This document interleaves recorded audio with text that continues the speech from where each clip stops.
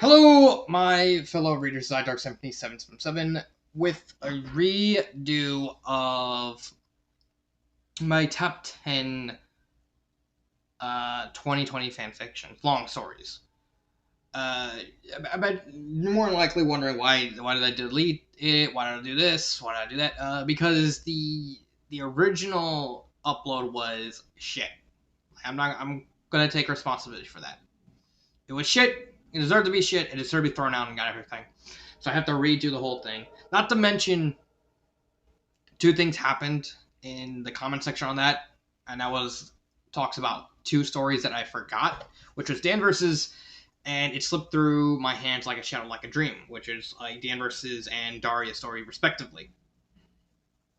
And with it slipped through my hands, I honestly just plumb forgot about it. Like I'm gonna take. There is no excuse I can say for. I literally just plumb forgot about it. And then when two of my subscribers actually mentioned it, it's like, oh wait a minute, I forgot about that story because I did actually like that story, and it's just with everything that's happened with my laptop from in that recording from getting my laptop fixed because I run an Asus. I have an Asus Zeus book, and it broke down because the CPU fan broke down because of roaches. And then that day when I recorded it, I only just got the laptop back. I had to spend 2 hours trying to get this thing to work because my microphone didn't want to work, my camera didn't want to work, and for some reason it just kept playing "Bring Around the Rosie." Like I'm still worried because my camera is was lagging all the time, and my microphone kept turning off. Kept turning off the sound of the laptop, so it wasn't picking up anything. And fixing all that, even for like a couple minutes, took around 2 hours. I even did like diagnosis and stuff like that, and that was just a hassle. And I just wanted to get it over with. And I realized that I screwed up royally because I was so frustrated from having to go through all these hoops just to get this damn thing working. I didn't even have access to a mouse because I prefer a mouse over the trackpad, and it was so frustrating. And I guess I half-assed it because I was so worried about wanting to meet this deadline because I try so hard to at least get one video a week up for all my fellow readers, and I guess my anxiety kind of overrid everything. And I was like, combined with the frustration of getting this damn thing to work, I guess it left a really bad quality in the. Let me just fix this. Really bad quality in the video, which I get. You're like, if you don't get criticized, then of course you're gonna get a big head. You're gonna get ego. You think you're better than everyone. So I'm happy that my fans are actually just like constantly saying this is what you're screwing up. The only criticism I disagreed with was the guy who said you need to edit your videos because your videos suck without editing. It's like, who decided? First off, who decided that? And second, I don't know how to edit. So how the hell am I gonna be able to edit when I literally just got my laptop back? And I was trying to hurry to make a video. Like more than likely on my next day off, I'm probably gonna look to see if I can find some video editing, hopefully. So, I'm gonna try and find it. With Dan versus, that one's more. Yeah, that one's mostly on my fault. I honestly thought the story was actually going to continue until 2021. However, the author actually informed me that the story was discontinued. I did not know that. And apparently he did inform me of it. I just didn't get the memo. And I thought the story was going to continue until 2021 and probably finish sometime around there. And I hate this. I really hate this chair. I really hate this chair I'm using right now. And everything was, everything just kept going screwed up. So I do apologize So I deleted it. I went back. I redid the top 10. The top 10 short stories. They're staying the same. Like it's like I even did like that Ruby Gloom and like almost almost spoiled almost spoiled the top 10 short stories.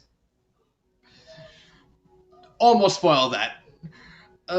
So I had to redo everything with those two stories in mind. Like I said, I do apologize to the people who suggested me those stories. Like I said, it's my fault. I had to take absolute responsibility for both stories. So let's get into it. So number 10, it is Tourmaline by Phantom Rose 96. It is a Steven Universe story. So what's this story about? Story is basically Peridot. Keep in mind, I'm going off memory. Peridot actually, is weakened. She's like beaten up. She's like running from the crystal gems. Steven saves her. Finds out the only way to at least prolong her life as long as possible was basically fuse with her. And basically, a lot of stuff goes down with Steven trying to keep Peridot safe, while the crystal gems are basically just going along for the ride, trying to get them to separate so they can kill Peridot. And then Captain Cinnabar gets involved, which is an OC. At least as far as I know, she's an OC. I'm not too familiar with Steven Universe, so bear with me. And gets involved. Cinnabar's like, okay, we're dealing with the traitor and stuff like that. And a lot of this stuff happened. It's very, very character driven. Mainly on Peridot and Steven. Like I said in that review, those two were the star. Everyone was kind of like, there's like, they had something going on with them, but it was mainly Steven and Peridot that kind of ran with the idea and a lot of focus. Why isn't it any higher? Simply put, there's not enough focus on the other characters. Like I said, they're there. They have decent enough characters for what the author was trying to accomplish, but it can't carry the two main characters cannot carry everything. Like you need to have a well-rounded ensemble in order to carry it to even greater heights. Which is number 10. Number 9, Be Careful Making Wishes in the Dark by J-Wings, The Invader Zim, Gravity Falls, Hilarity.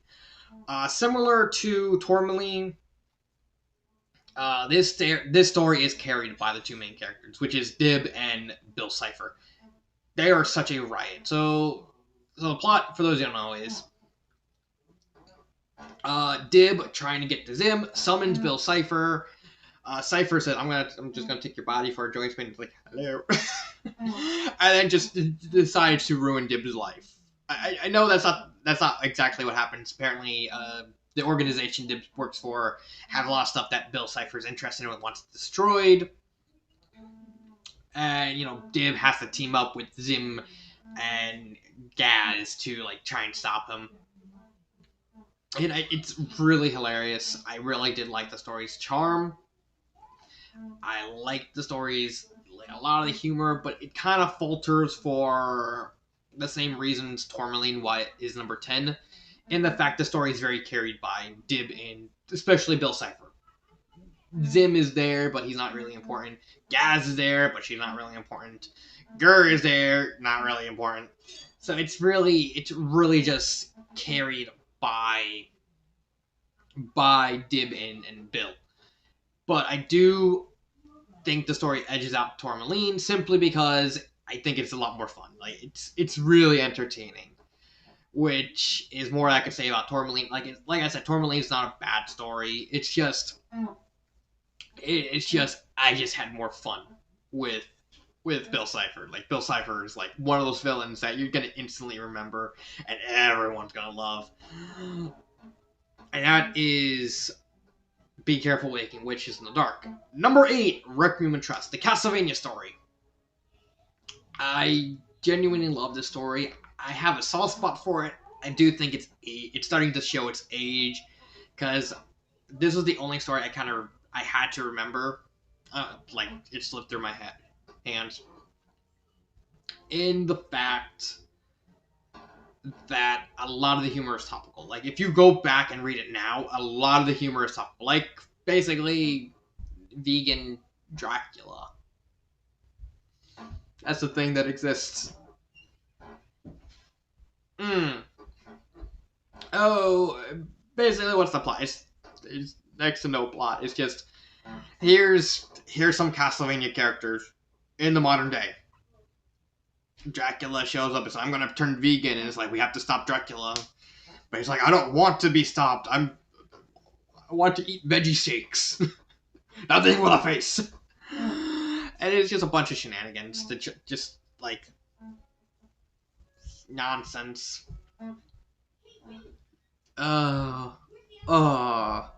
Yeah. That's pretty much what stops the story from reaching any higher. It's just there's next to no plot, and a lot of the humor is topical, but it's a lot of fun. Like, I had a lot of fun reading that story again. The sequel, as far as I know, it's probably even better. It doesn't have as much topical humor, if I remember, outside of like Shinoa's Shopaholic Habits with like Amazon. Where you're like, "No, Shinoa, you shouldn't do that. You shouldn't be on eBay. Aha, donation go Bert." But I don't know. There's just something missing from the story from making any higher. Like I said, similar to Be Careful. This one's just really just nostalgic for me. This is a story I really love to read. I thought it was very entertaining, but then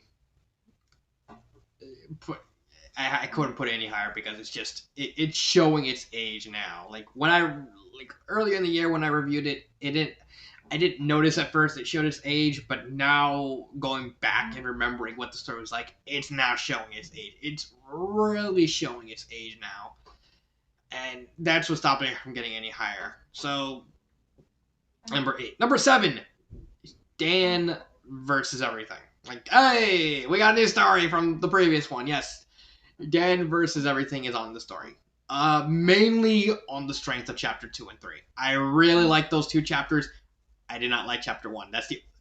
Honestly, if it wasn't for chapter 1, this would probably be number 5 at best. Like, it would be bumped up 2 spaces. But chapter 1 really holds it back. So what's the story? It's just basically Dan versus everything. Everything. He's versus everything. I'm being hyperbole. I wanted to do some comedy for this one, simply because the name is Everything. Everything. I'm having too much fun with that name. Well, the long and short of it is, Dan is just... It's just more of a continuation of the show. It's just Dan just getting angry at stuff. I believe, like, it was a motel, it was cooking, and I forgot what chapter 1 is. I do not... I don't like chapter 1 that much. I can't even remember the name. It was cooking, chapter 2, and then motel was chapter 3. And I just plumb forgot what chapter 1 is called. And it's basically just a typical Dan versus episode. I did watch a couple episodes after the fact. I did like the show. But it's basically just more of Dan versus... There was a plot that was going to be involved in the side story involving... what was her name? The FBI agent whose name I just plumb forget because I think it's like... Let's see, okay, Dan versus tropes. I plumb forgot the lady's name. It's the FBI agent, main character, Sam. Elise, there it is. Elise. I plumb forgot her name. I plumb forgot her name until just now. Mainly because he doesn't really do anything in the story. Like I said, it looked like it looked like the author was about to do something with her, and then the story got discontinued. Honestly, this was a weird one to put because I only talked about chapter 3, and that was supposed to be like a deal. Like, I was supposed to review every single chapter, and then after that, I would do like an overall review. But since the story is discontinued, I have to like label it here. like I said, the only reason it's not going any higher is literally chapter 1. Chapter 1 is just it's not as fun and entertaining, and has that like pseudo dark humor that chapters 2 and 3 have. Like I really loved chapters 2 and 3 because the Gordon Ramsay and the Jamie Oliver. There, that's the name. Jamie Oliver jokes and a lot of the humor with the motel and the cooking. It's like it was a lot of fun. Like I really like chapter 2 and 3. Chapter 1 is the only reason why it's in the spot it's in now. Chapter 1 is just so boring. Oh, it's raw. I'm sorry, I couldn't resist the Gordon Ramsay raw gig. I couldn't resist it. I couldn't. Let's see. Number 6 is Total Drama Everything 2 by the Master Cat. This is basically just a continuation of Total Drama Everything 1. Basically, in my review of Total Drama Everything 1, I said this would be much better if you had more time to focus and develop the characters for the sequel. For like make it more entertaining, like instead of trying to treat it so seriously, try and treat it like an entertainment ride. And Total Drama Everything 2 fixed all the problems with the first one. It had more singular plot lines with Gaz and Mandy, and then Gaz and Edward. The whole thing with Deadpool and Julie. The whole side story with Yusei and Lammy. I really like that plot line. And then Yusei and the koala bear, whose name I forgot. Nom Nom, I think his name is Nom Nom. I think his name is Nom Nom. I can't remember.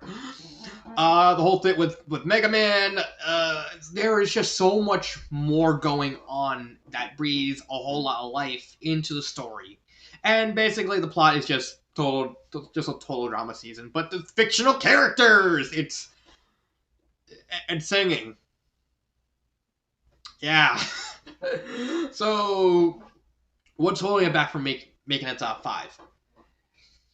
Not really a lot. Is first off, at points in the story, there is a lot. It kind of feels like the characters are kind of burned out, like with the Rosario plus vampire character. At the end, it honestly looked like that. There's nothing more that she became kind of throwaway and just done. And honestly, like I said in the review, the whole ending to Gas and Mandy rivalry, that was disappointing. The whole fight in Lyoko between them should have been way better than it needed than we got. Not to mention the winner was predictable. Like I'm not gonna spoil that part. I'm just saying it was predictable once a certain plot line kind of started with Deadpool. That's all I'm gonna say. But overall, this was a solid story. I like the characters. I like the fact that you treated it more like in more comedy stuff with plenty of drama, because it can be a total drama season without drama. But it's just missing something. Like that's what was stopping it from coming into the top 5. It was just missing something. It was just missing those little pieces of it with not making the characters kind of throw away at the end when their usefulness, fixing the ending to Gaz's and Mandy's whole rivalry. I think that would have made it like a lot better. And also the whole fan thing. Like I kind of talked a lot about it in detail in my review of that story. I did not like the implementation of the fans. More just how they were as is. I just think they could have been a whole lot better. But I'm digressing. And Total Drama Everything 2 comes in at number 6. Number 5, Daria 2007, A Girl from Hope. Honestly, these last 5 chapters, these numbers 2 to 5, you can kind of mix and match any way you want. They're all very solid stories. There's nothing wrong with them. This is just honestly how I would put them, like more just entertainment and how much I like them. The only one that wasn't really gonna be stay and not really move was number one. If you watch the original video, you kind of already know what number one was gonna be. But I'll talk about it when I get there. So Daria, 2007, Girl from Home. What's this story about? It's basically a modern take of Daria. She basically goes to a more modern school that's basically more fenced-in middle school sort of thing. Hear me. She basically is very modernized. Her whole family is modernized.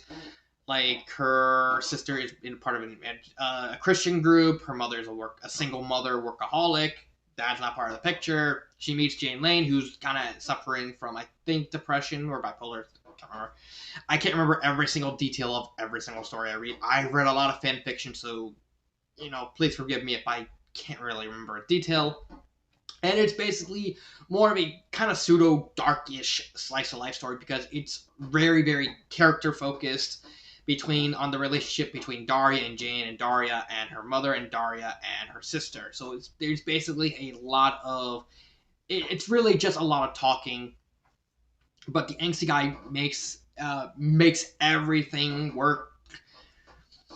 Like I said, nothing's really stopping this from getting any higher, but nothing's really stopping it from getting any lower. It's just, as is, it's a solid story. I just placed that number 5 because I just found the other stories more entertaining. It's just a solid overall story. Like, I can't, there's not really to talk about in terms of plot because outside of Daria kind of becoming attached to Jane, then Jane trying to kill herself, there's not really a lot to latch onto. And I think this is one of those stories where I would have to honestly say this is one of those stories you have to read yourself. I honestly think this is just a really solid story. And that comes in at number 5. Number 4, Shadow Chasers by Occam's Razor. Another really solid story. Controversial writing aside, like I said in my review of Shadow Chasers, with the writing, it's you either like it or you hate it because like I said in the review, it's very, very anime influenced. It's very anime influenced. Like it reads like you're watching episodes of the anime. There's so much going on. So much that went into it that I just can't hate it.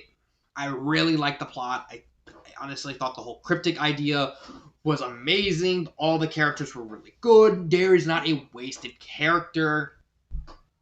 There is not a wasted point of pacing. There's not a wasted point of plot. I mean, the words you can say is Michiko is kind of bland. Is kind of bland. Like some of the characters are kind of bland, but again, that kind of leverages into the whole. This is just the first story of a multi-story experience, so I had to give it at least some points on how it was implemented in the first story. Yeah, it got repetitive, but it didn't overstay its welcome because again, it's made like the anime. Like everything is kind of balanced around the fact that the story is written like the anime. And just like Daria, it's very balanced in what it does. Like I said, you can easily just mix and match 2 to 5 in any order you want. This is just how I did it. That's really it. Again, there's nothing really holding it back from being dropped. There's nothing really holding it back from being put forward. It's just, again, a really solid overall story that I just was really entertained by, and it comes in at number 4. Number 3, The Mole Agent's Elevation by Chris Etchers. I liked Trader Abroad. I love Saboteur Island. There's a reason why the previous top 10 Saboteur Island was on this. With Agent's Elevation, it had such an amazing group of characters. A really solid cast of characters, from Tiny to Sniffit to Pianismo, Eclair, Dashel, McBallyhoo. Even like the characters kind of left at the beginning, like Bowser Jr., Flurry, Mimi. They were all a solid group of characters. They were all a solid, very fantastically created characters. Like like I said in that my review of Agents Elevation, the only thing that was holding it back was the simple fact that it was a mole story. I can honestly read it, and as I was reading along, it looked like he wanted to do something crazy, but constantly had to remind himself that this is a mole story, and he kind of reined himself back in. If this story wasn't confined to the mole, I would easily put this as number one. Like, that's how good I like the story. That's how, and that kind of hurts how much I wanted to talk about the story, but I'm kind of stuck having to do an introspection of it. And I just really had a lot of fun. Like, this was a genuine emotional roller coaster, and I just had so much fun reading it. And it was. Is it a disappointing end for a mole-esque story? Yes, it's in essence a disappointing end.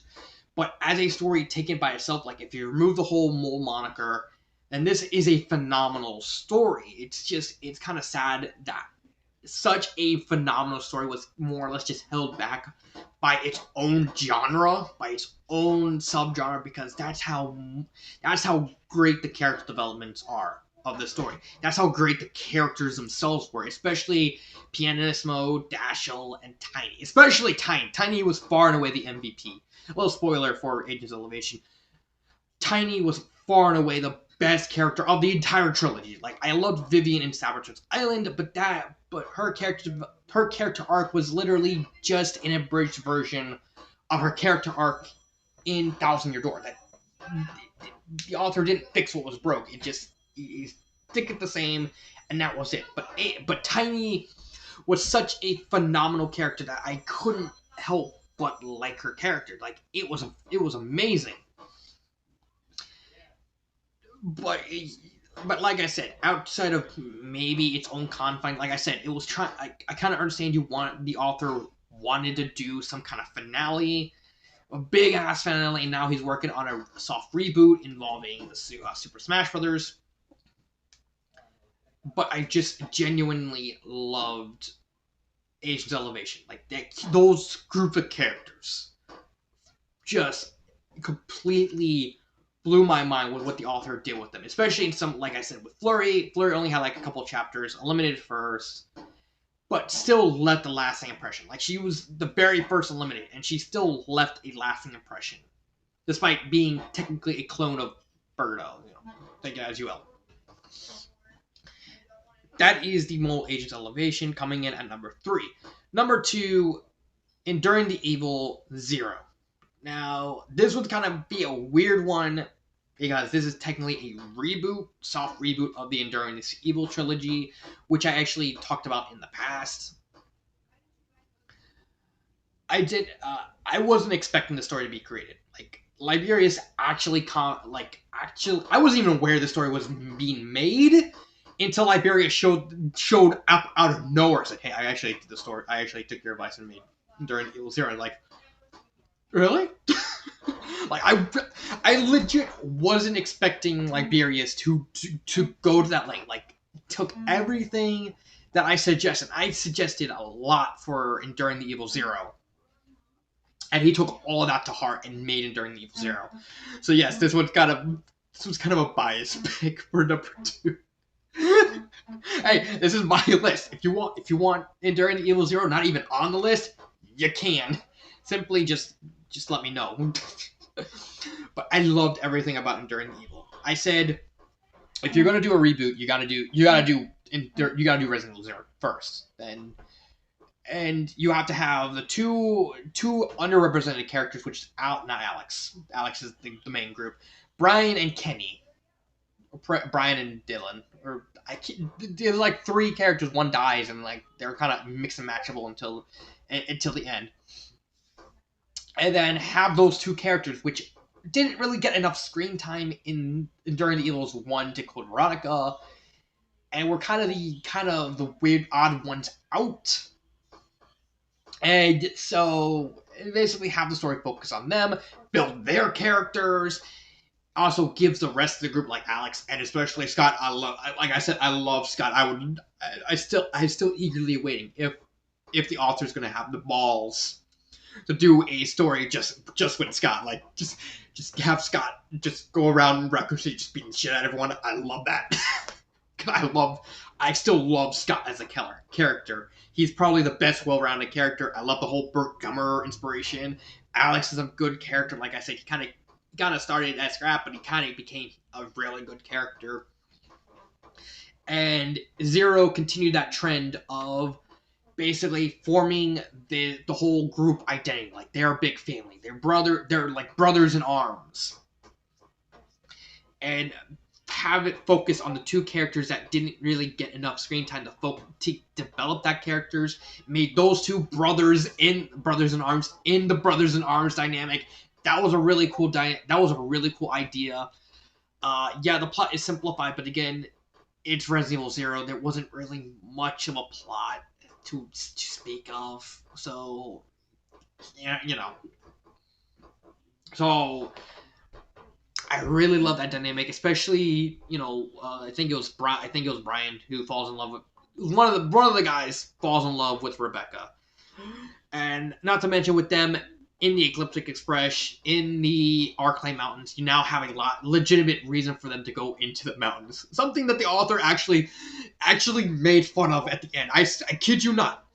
At the end of the story, the author actually made fun of the original story, like making fun of his decisions. Like, hey, the Arclay Mountains are closed. We want to go for a picnic. All right. It's like, what's next? What's next? You're gonna see a bunch of idiots go up into the mountain for a picnic. Actually happens in the story. They actually make fun of that. I really love that little self-deprecation humor, and Enduring the Evil Zero just delivered on all accounts. I legitimately loved the character dynamic of Dylan and Brian. Oh my god, I can't remember their names. I can't. It's kind of sad that I literally can't remember their names. Kyle, no. Yeah, Brian and Danny. There we go. Brian and Danny. That's their names. I love their dynamic. I love their whole little shtick with Rebecca and Billy. It was just a really good, enjoyable story. And like I said, if it wasn't for Code Veronica, with Liberia's actually having the balls to do something with Alexia Ashford, this would legit be my personal favorite Enduring the Evil story. I really loved Enduring the Evil Zero, and I cannot wait to see how he would handle Enduring the Evil 1 remake. I know he's doing something involving Dark Souls and Fate, the Fate series right now, but I know after that he's more likely going to continue on. He's probably going to work on Enduring the Evil 1 remake. I cannot wait. I legit cannot wait for that. That is the runner-up. Before I get to number 1, I want to do a quick honorable mention to It Slipped Through My Hands Like a Shadow, Like a Dream. I really like this story. It's kind of sad that I couldn't put it on number 10. It's more... basically, the long and short of it is, it's basically a more autistic Daria who kind of like suffers, and it's really sad and depressing of her having to, she becomes friends with Jane, and Jane kind of becomes her caretaker because her aunt slowly kind of loses her life with everything, and kind of cracks under the pressure and stuff like that. It's a really, really sad, emotional story. And I did like it, so it's literally an official number 11. The only reason I couldn't put it in the top 10 is I just simply found Tourmaline more simply. It's just like Tourmaline, there was something missing. So when I went back and looked at the story, and I looked at Tourmaline, and I was trying to weigh which one should I do. Which one gets number 10? I'm like weighing the pros and cons, and both of them had the same pros. Both of them had the same cons. They had good ideas. They had a good plot. They had a decent enough group of characters. It's just there was something missing from both stories.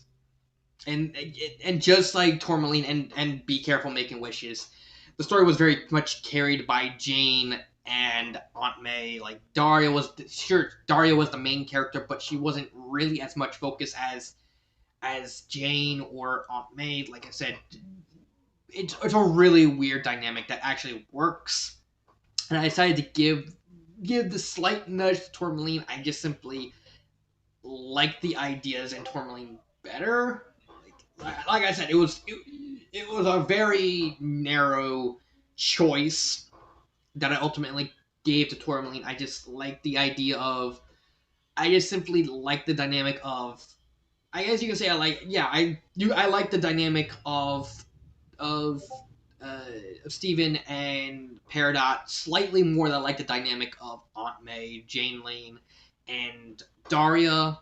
It really, like I said, it only really out of the top 10 by the narrowest of margins. If you want to put It Slipped Through My Hands, you can easily just slot it into number 10 if you wanted to. I maybe number 9 if you try and push it, but I can't see it anywhere.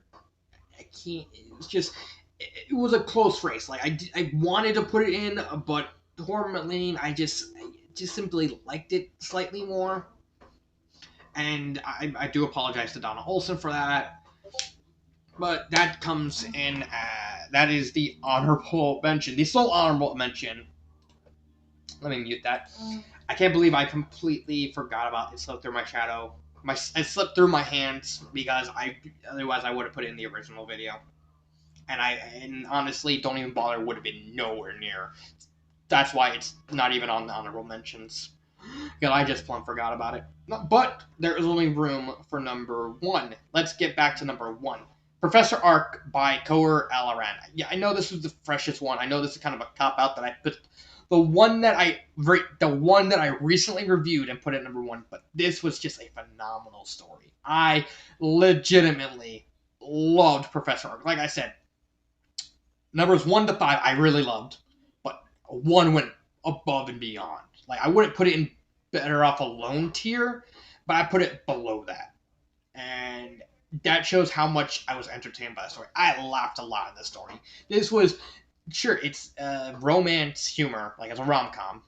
Honestly, I honestly think romance should be switched for drama, but that's fine. But romance is fine too. It's basically just the events of seasons 1 to 3 of RWBY, but more focus on John Ark's point of view because he becomes a professor, not a student, because he went to Roman Torchwick and went, "Can you forge my documents?" Like, "Sure, I'll make them as good as possible." Lie. Remember that. It's like, all right, okay, you're a teacher. It's like, I wanted to be a student. You're too good for a student. Wait, teacher. Deal with it. But Alispin, drink the coffee. John, drink the coffee. I'll be a teacher. This coffee.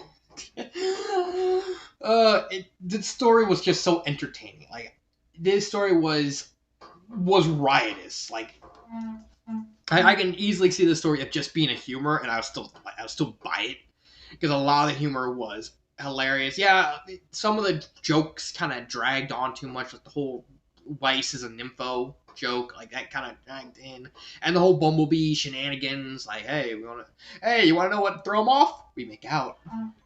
No, Yang, don't do that. But Blake, don't. We gotta fight Adam. No chmookies. Oh, I just loved every single part of Professor Ark. I thought this was just a really hilarious story. It's kind of sad that I put a humor story over something as like serious as like Shadow Chasers or Daria 2007. But this is my list. I liked the entertainment. I liked all the coffee jokes. I liked John's character development. I liked what the author did with Neo, with Blake, with Velvet, with Pyrrha. Oh, I wasn't expecting Pyrrha to survive. I thought, it's gonna be just like the original show. Pyrrha dies from Cinder shooting her in the heart. And it's like, no, she survived. And like, yay! And then Velvet, the bunny girl, hooking up with Cardin. It's cute. And like everything, like the whole running joke that did work was like everyone overestimating John. Like Cinder's like, that man is up to something ungodly. How else would he sneak into a place so close to the Viac best of all. It's like, I like this coffee. Just everyone overestimating John because like they think he's like this some kind of super genius god hunter evil villain sort of thing. He's just I just wanted to be a hero. I just wanted to help people. Now I'm a teacher drinking this ultra delicious coffee.